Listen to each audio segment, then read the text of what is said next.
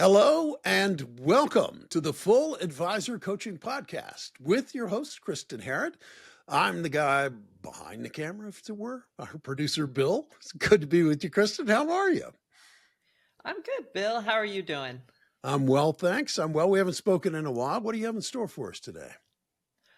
Today I'm excited because I have a guest on the podcast, and you may be familiar with her already if you've looked at all in the marketing space, in the RAA space in marketing help. And I had the pleasure of being on her podcast earlier this year. So I'm excited to continue a conversation with her. Today we have Lauren Hong, who is the CEO of Out and About Communications. And Lauren, it's great to have you here. Yeah, Kristin, thank you for having me, Bill. Thanks for having me here. You bet. Yeah, and just to call back to our last conversation, I know I think it was back in January when the episode came out on your On Purpose series, where you're regularly interviewing people across the industry to share. And I had the pleasure of talking with you there. And we had a bit of a sort of 30,000 foot conversation.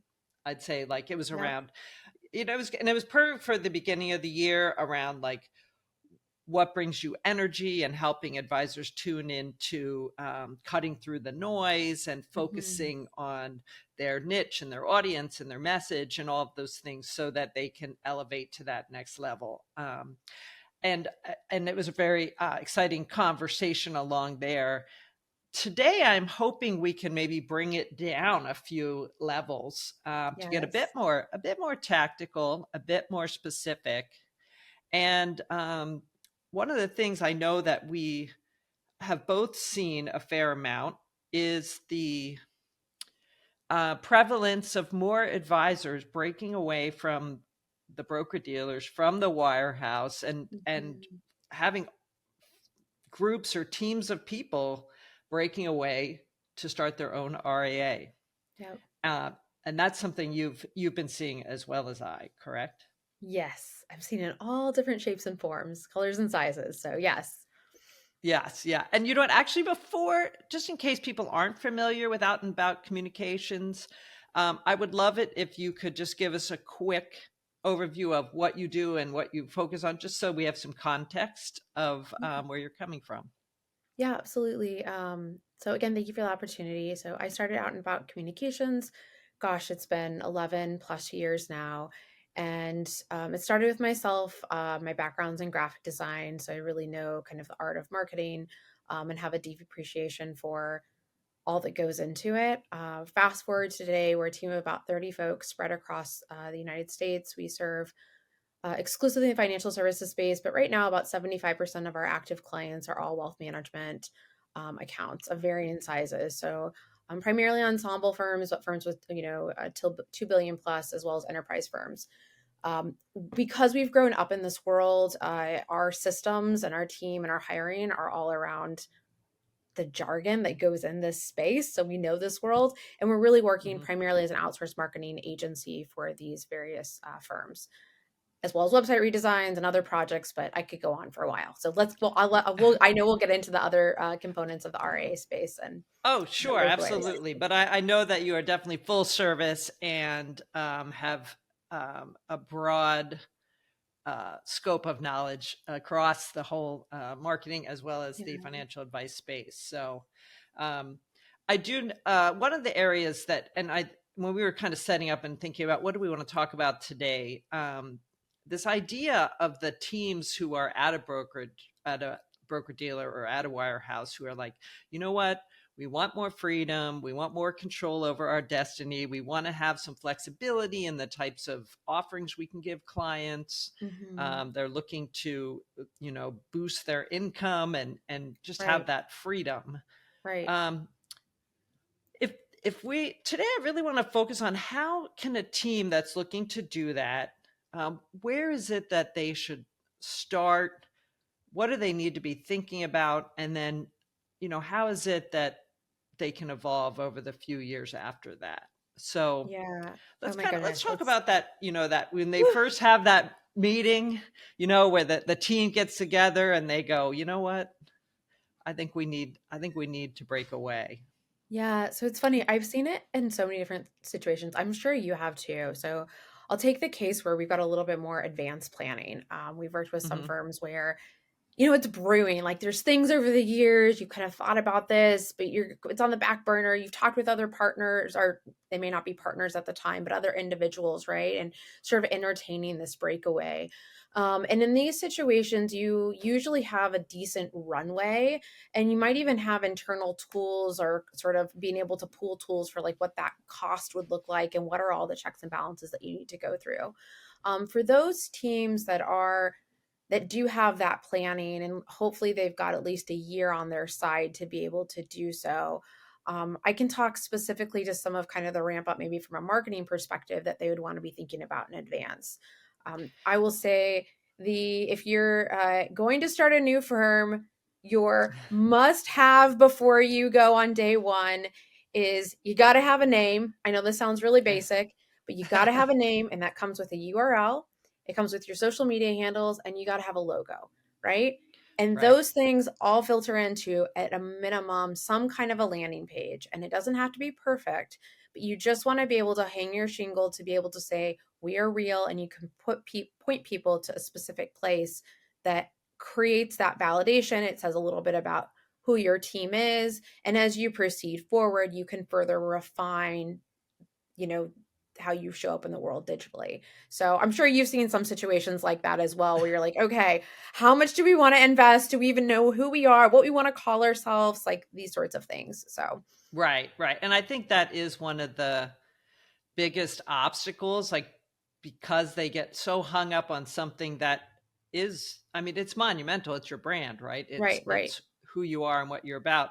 But it can be one of the hardest obstacles to get over, just to be like deciding, what are we going to call ourselves and Right. what are we going to look like. So help how do you help advisors get past that, like to get to say, okay, this is what we're doing? Like, Oh my gosh. how Well, can the we naming accelerate process, that? yeah, the naming process is really difficult. It seems like it should I be easy, but I you know. might pick the perfect name and then just the domain doesn't exist, right? Or you've got to go for Yes. some really like odd variant of the name.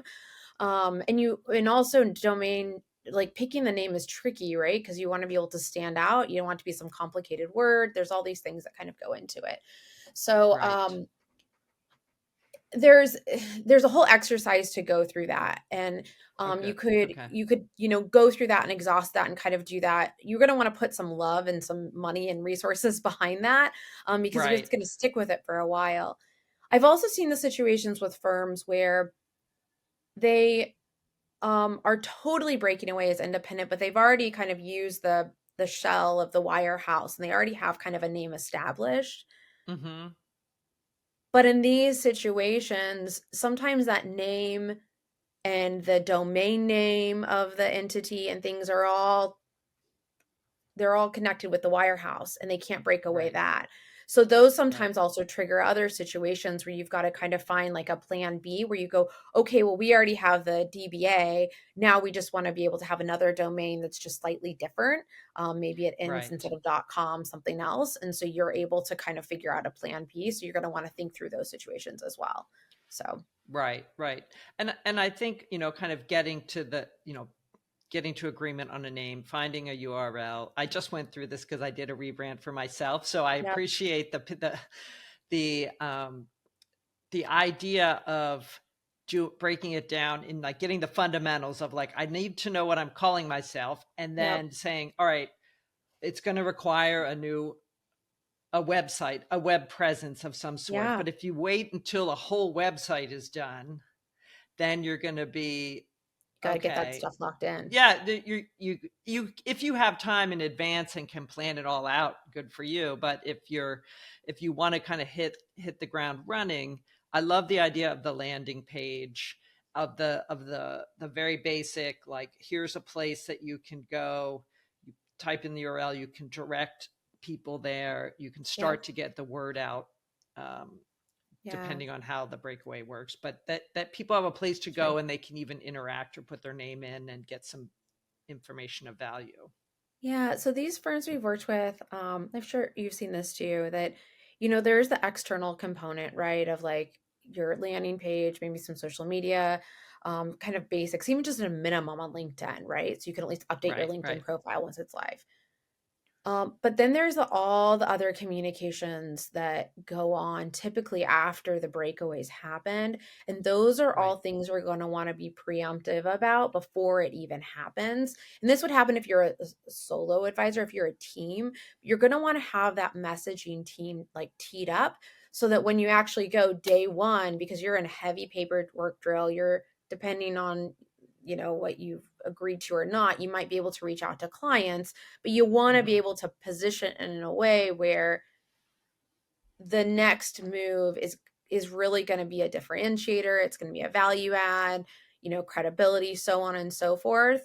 To Mhm. continue to keep that, like, trust is of essence, right? To be able to keep that line Right. of trust with your existing clients.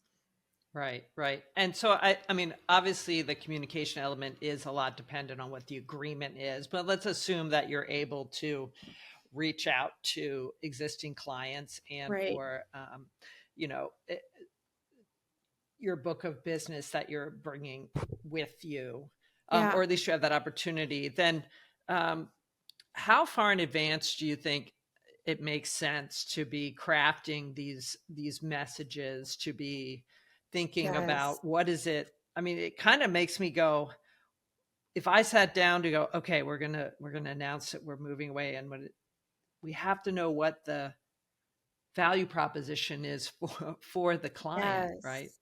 Because we need to speak about what's in it for them. Hmm. I know, it's so true. Okay. If, like, in an ideal world, you'd honestly start these communications at least 60 days out, at least, Hmm. before you even want to start to drop them. And that's not always possible, but the reason Right. why is because what happens is even like we've done this, or a team like ours we'll do a basically like a download. Okay, give us the messaging that you want to share. And a lot of times teams they're spitting off all kinds of value adds, thoughts, like it's a variety of just thoughts, right? Right. And they're great, but we're trying to distill them in an orderly way. So then we return what would be a draft of communications that might be a warm note, some FAQs. It depends on how it's sorted. There might even be a brochure that's attached to it as well. And you may look at Hmm. that and go, okay, this is great. It's organized, but I want to sound in my voice. I want to add a Right. certain warmth to it. Or I I communicated all these things, but what I really wanted to accent was, this specific point. And then you go through that and you might want to socialize it with other, people on the team. And then it's got to go through compliance and the whole thing. So just being able to give yourself that window, because I mean, I threw in some other stuff beyond just like an email communications. You're probably gonna do a phone call. You Hmm. probably are going to want to have some kind of a brochure that has value add, just to be able to push that as like a credibility builder. You might want to have Hmm. some FAQs ready. So all these kind of like talking points, all of that kind of gets fleshed out in that process. And there are checks and balances for other individuals and what have you to just make sure it's smooth. And you want to give yourself that mental space. We all do better, right? When we can sleep on something, and to be able to sleep on Right. it, to be able to come back, and then to really go, okay, this is how I want to show up, and this is how I want to be positioned, to make sure it's that thoughtful positioning as you transition.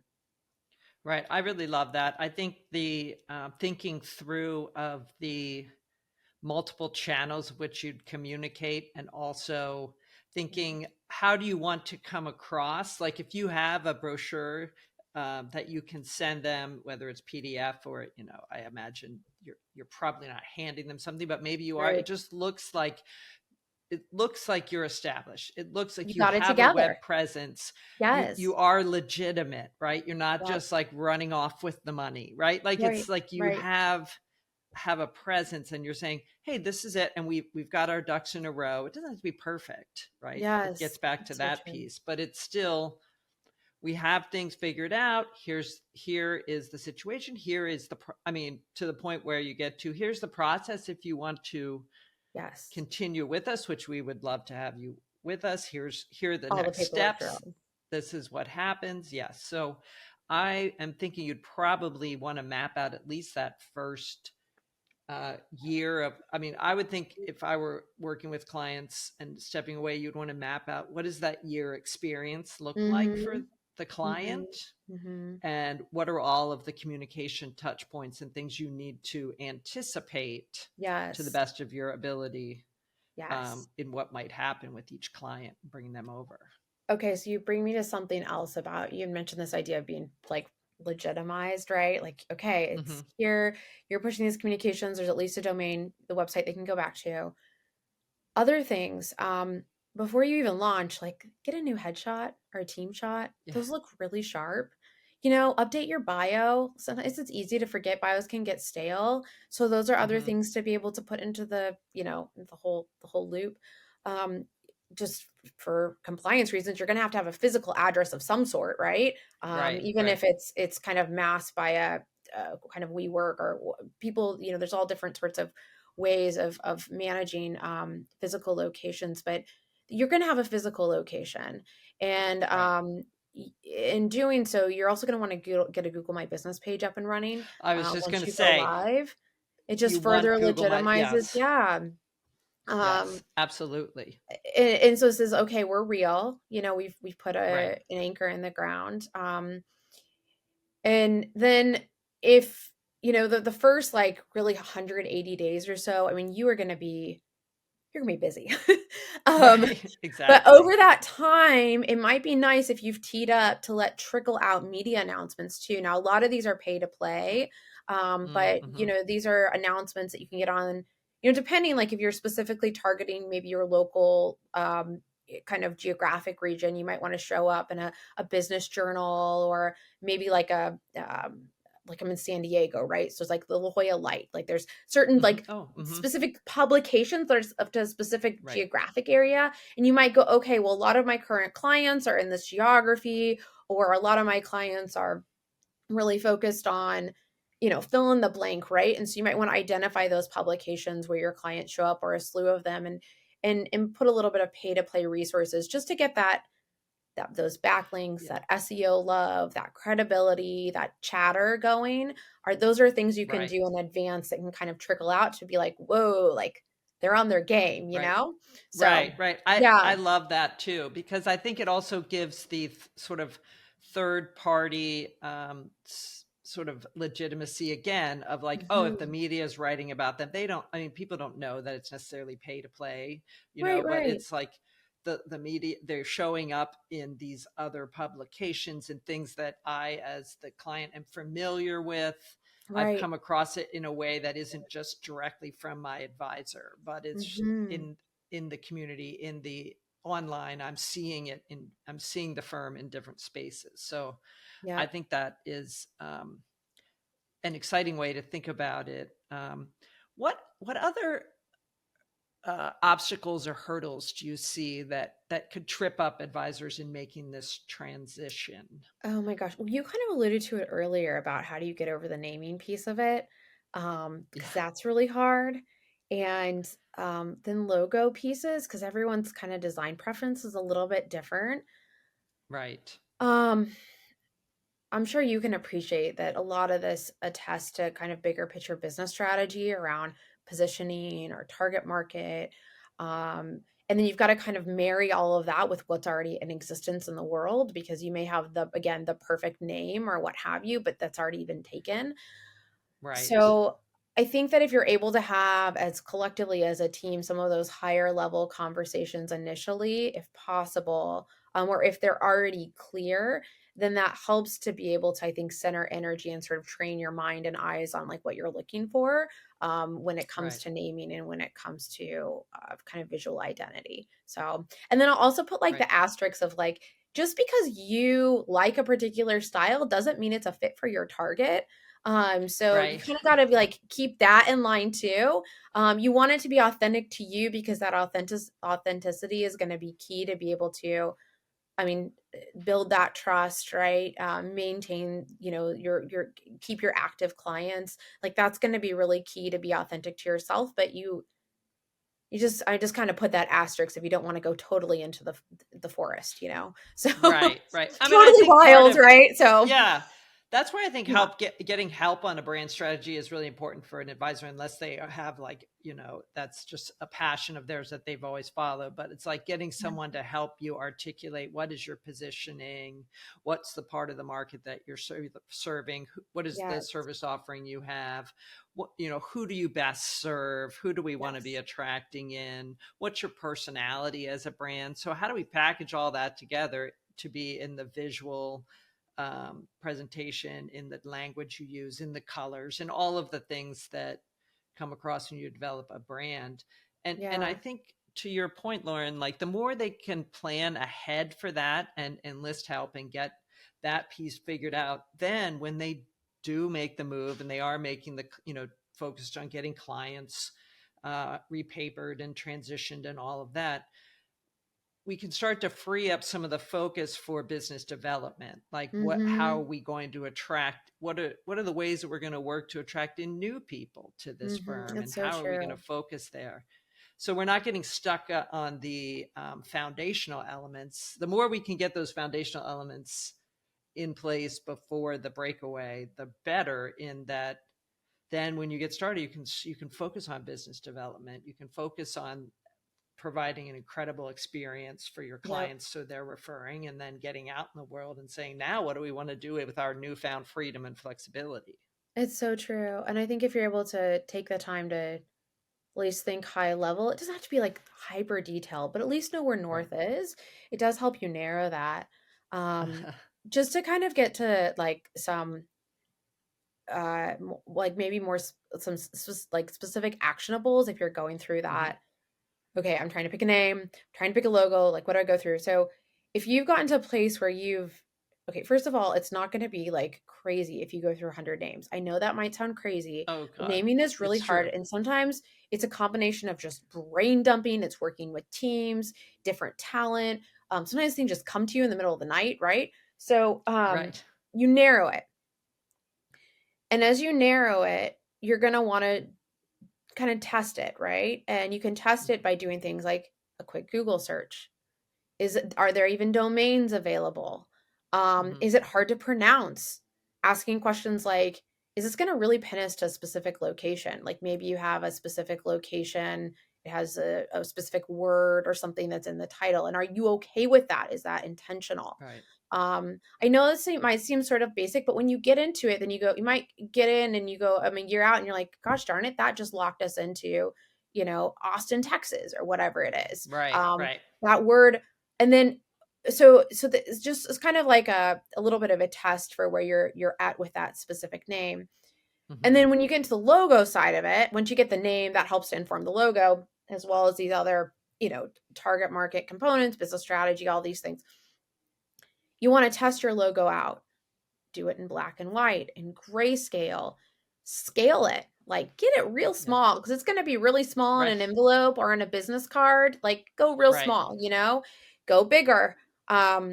Just try it where you see the logo where it's got like a dark background against it or a light background. You want to see how it Right. plays, and if you've got the luxury of time to be able to do some of those things, then you're going to go into this launch and you're going to go, okay, now I've put my time and resources to something that I can actually scale versus something that I feel like I've got to go start back at square one a year away from now. So not Right. everyone has that time luxury, but if you do, I mean, Right. honestly, you kind of want to have these conversations like a year out. So Exactly, exactly. And I'm picturing this logo, and again, I'm fresh off of having rebranded, and yeah, I've done many rebrands or brands for clients in the past, and yeah, it's also, go to LinkedIn and look at what your logo looks like in that little tiny circle when you put it yes, on your company page. Do you have, if you take it and you shrink it down and it's like this big and you can't read it? Or do you have a stacked version? Do you have yes, a side by side version and a stacked version? And how does that play out? Is there, what's it, to your point, what's it like if it's white on black or black on white, yeah. all of these different things. Totally. Take your logo and take a few other competitors or other people or even your former employer or your soon to be former employer potentially. Put it up against there and ask yourself like, does it blend in too much? Does it blend Hmm. but just stick out a little bit, which is kind of what you're going for? Right. You want to see how it plays, because you think about it, if you're going to do advertising in the future, you're probably going to be there with a bunch of logos, right? If you Right. win an award, especially like business Right. journal awards, they're going to have your bio and your headshot, and then you're going to have your logo underneath it, and everybody else is going to have those stacked by side and usually a column format. Like Right. you're going to show up against a bunch of others, and you don't want to not be able to read the print or Right. yeah. Right. I can't tell you how many times I've been stuck with a logo that is, meant to only be seen horizontal, and then you get Mhm. a square space and you're like, Like, okay, no, okay, I know.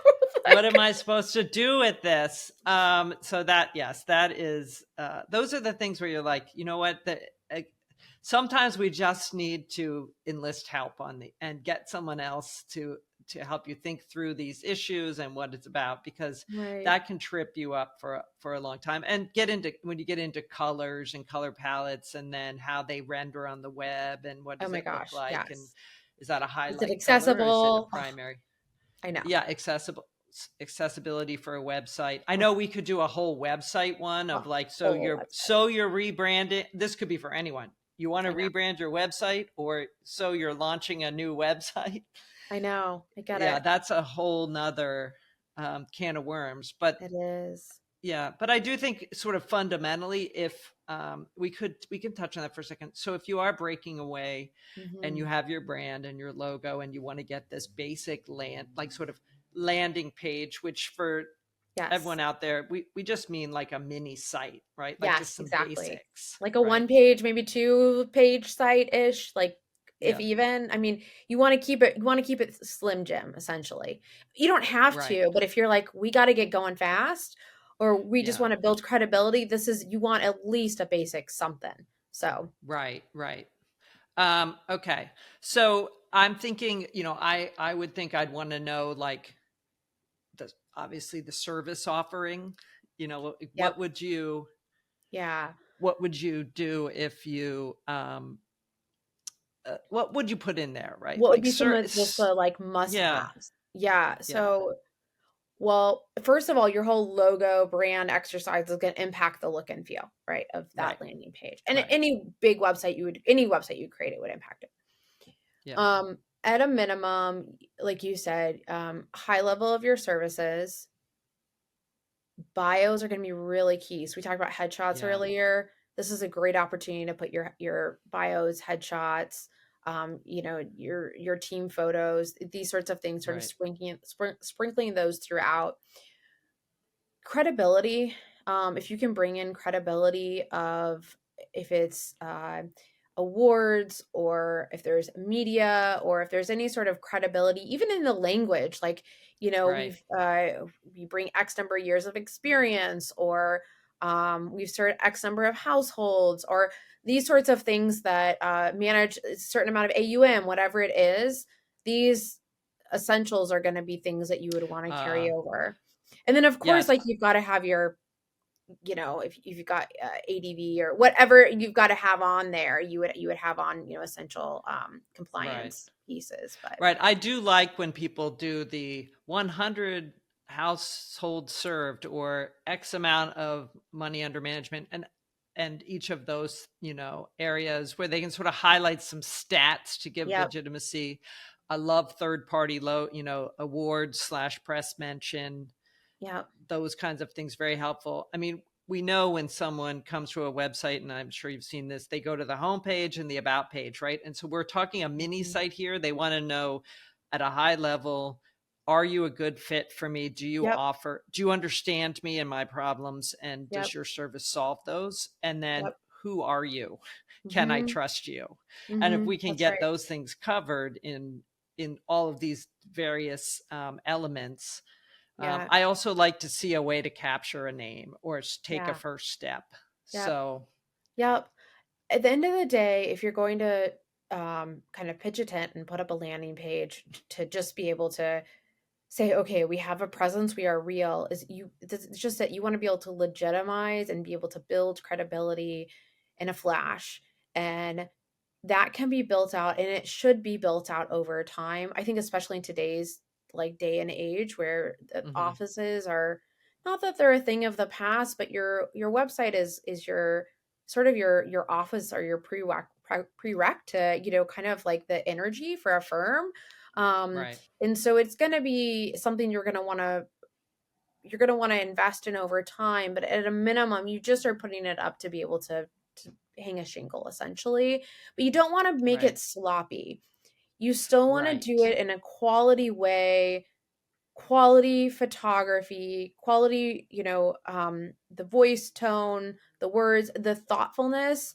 That's very Hmm. important because, you've worked your entire career to be able to build up trust, to be able to close these clients, continue to prove that. And you don't want to just sort of Right. make a quick move and for it to look like, um, it I think just not, sloppy is a good word yeah, because it seems like careless or like you haven't been planful in it in that right, way. right.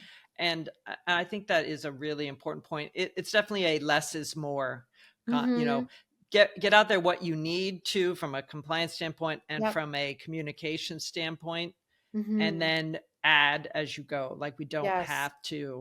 we don't have to fix it. I think it's equally important to make updates to your LinkedIn profile as Yes. soon as you can as So true. well, because people will, if they're looking you up or checking you out, they're going to go there Yep. first. Yep. Um, and it may show up first in the search anyway if they type your Uh, name in. Press So, release, that's another thing that reminded me. oh If yes, you're comfortable, if you're able to, push a press release. Now, it's not, don't expect to get media picked up, but right, it's going to help with that because you mentioned search. It's going to help with that hmm, search. So, yeah. right, yeah, absolutely. Um, okay, so this is a lot to digest, but I think our big takeaway here is Yes. the more you can plan ahead and enlist help early, the Yes. the easier it'll be when you actually do get to breakaway, when you actually do get to free up and do all of and get into the actions and the excitement of the reason why you're going on your own, right? Like Yes. we got to get through that hurdle. It's Yeah. not gonna, the more you can plan ahead, the better and the easier it'll be to handle whatever inevitably will come up because it won't be 100%. smooth. And if you can't do it, it's okay. You can still pitch up tent, but you just want to, like, you can still pitch in, but you just want to make sure that it, it, it covers the basics for the time being, because I've seen situations where firms are like they got to get out fast for whatever Yes. reason, right? It Yes, might I've be a heard that time of too. year or Mhm. something like that.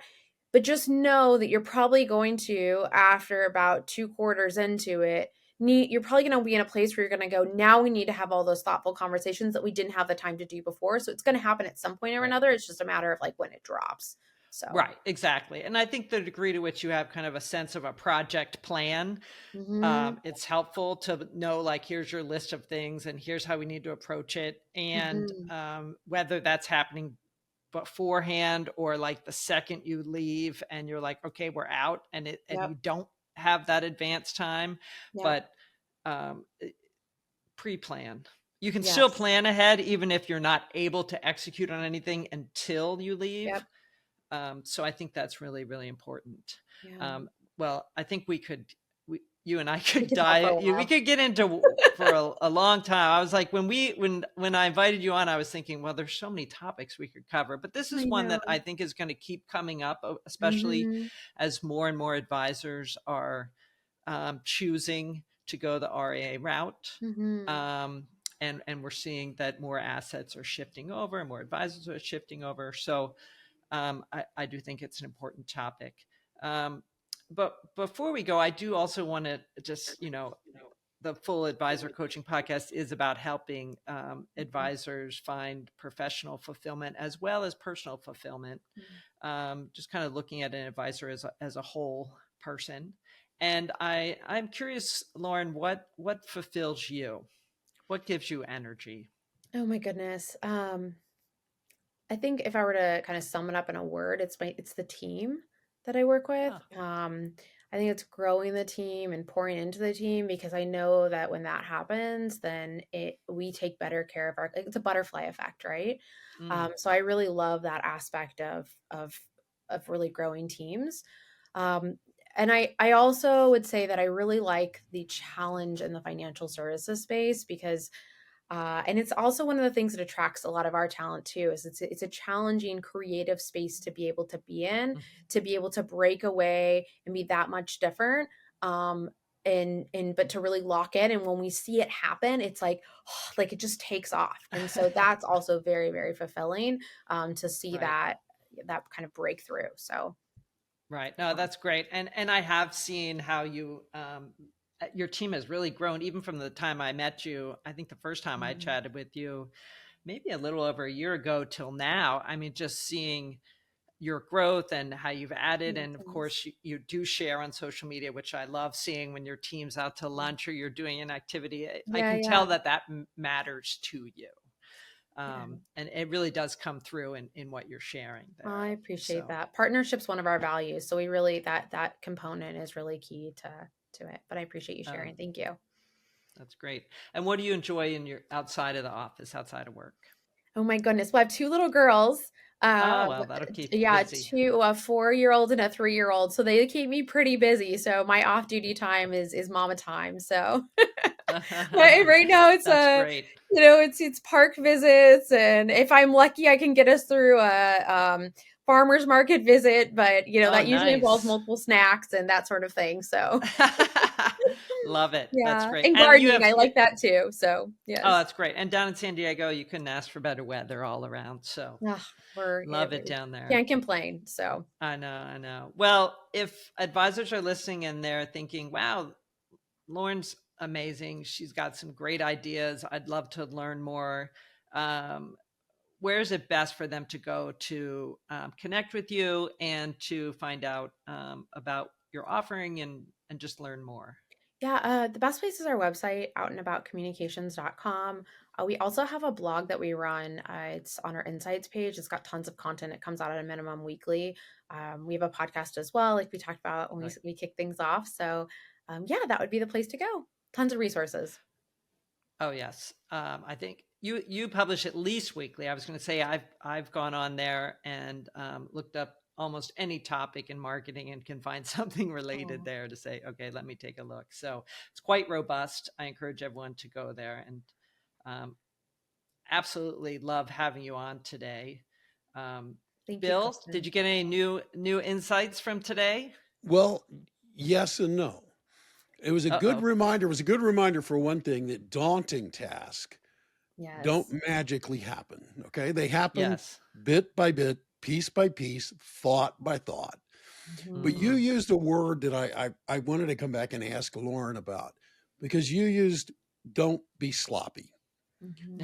And I've been a part of a lot of projects and I've seen sloppy work. And I have an opinion on this, but I really want to hear Lauren's because she's in that fight daily as you are, Kristen. How do you overcome a sloppy mistake? I mean, is that doable, or is it better not to have been sloppy to begin with? Um, I think that you overcome it by having a lot of internal checks and balances. Yeah, And without kind of getting into too much of like how we run shop here, we just right. stumbled on our own 2 feet a lot, and we've learned, and so we've built processes. And sometimes you're like, but I want it now. Like I wanted that like 2 hours ago. And I'm like, but we just got it like 3 hours ago. And I'm like, we have to run it through the workflow. And so I think trusting systems to be able to put checks and Mm. balances in place Yeah, so that when it gets back to you, you go, oh, like this wasn't that hard to review, or like there's not typos, like what's wrong, or I'm just adjusting it because I'm adjusting it for how I like it to sound for my voice. And then we're learning along the way, and then our team, then it kind of goes into the team training. So I think sloppiness can be avoided if, one, of course, like you said, there's thoughtfulness up front and really listening up front. And then if it's constantly run through systems, that I think really helps it to it's checks and balances all the way around. So yeah. A guy I worked with once had a sign that said, "If you don't have time to do it right, when are you going to find time to fix it?" yeah, Oh, I like that. so that's a good line. That's good because That's I was like, I thought you were going to say something else, and then I was Me like, too. no, because if you remember, Bill, we did the "It Doesn't Have to Be Perfect" episode. We Yes. did an yes, episode. We did yes. an It does episode not have on to. Do not let perfection drive progress. That's another one. Right. So you have Yes. yes, to be yes. careful with That's that a too, right? That's Yep. absolutely. That's one of our episodes. That's probably the most popular episode I've done so far. Yep. In that it's like we also don't want perfection to get in the way of progress, but Mm-hmm. progress doesn't have to be sloppy either, right? That's right. So it's kind That's of like right. that's two different things. So You're always anyway, learning and evolving. It's so true. yes, Yeah. yeah. There's a lot of forgiveness, and if you did something sloppy, you can, just You work to Yep. improve as quickly as possible. Yeah, Yeah. and you learn, and sometimes you're putting out your best work that you can at that time, then you move forward and you can add on and amend, and that's part of the evolution of businesses, and I think just like human life in general. So Exactly. I we're think always with learning that, and growing, right? yeah, I So was like, Exactly. that's probably the biggest takeaway. It's life. Yes. yeah, it's So life. anyway, It it's is life and it is business. And if people are listening to this, Kristen, and are thinking they'd like to have a conversation with you or, explore things further, how do they get a hold of you? The best way to reach me is to go to fulladvisorcoaching.com. Much like Lauren's, we have resources there. There's podcasts, there's a blog. You can schedule time to talk with me. And then if we're not connected yet on LinkedIn, I always encourage advisors to reach out there. I spend a lot of time on LinkedIn. Just put my name in. I love to chat there. And, those are the two best ways to reach me. Yeah, no, and I will testify that you are reachable on LinkedIn and you do engage actively. So if you're Hmm. listening to this podcast, do take her up on it, approach her, and start a conversation. The other thing you can do that's really easy is if you were listening to this podcast and you've not listened before, hit the subscribe button or the follow button. It's right there. All you have to do is touch it, and then you're a subscriber.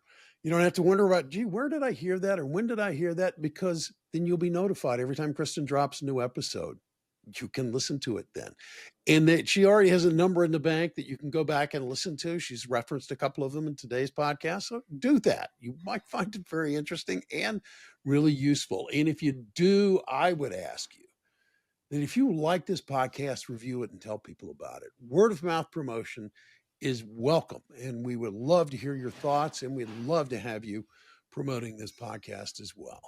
Until next time, I'm Bill Tucker on behalf of Kristin Harad and everybody at Full Advisor Coaching. I want to thank you for taking the time to listen today. And I want to remind you that you can go out today and make it a great day or not. It's your choice. Thanks so much. Until next time.